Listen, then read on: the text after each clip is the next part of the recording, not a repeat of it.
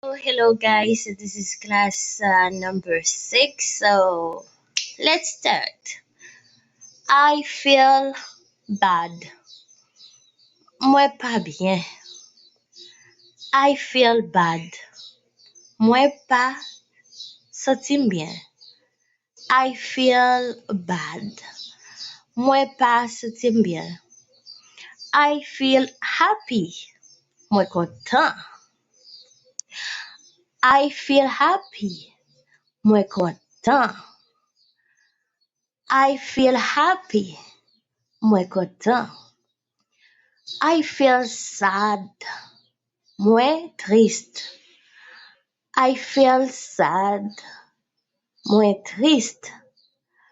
I feel sad. Moi triste. I am very uncomfortable. Moi pas à l'aise. I am very uncomfortable. Moi pas à l'aise. I am very uncomfortable. Moi pas à l'aise. I am very joyful. Moi en joie. I am very joyful. Moi en joie. I am very joyful. Moi en joie. I love you. Moi remeo. I love you. Moi remeo. I love you. Moi remeo.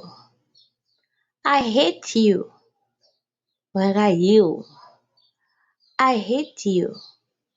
Moi raio. I hate you. Moi raio. Alright guys, that was all for today. Remember the vocabulary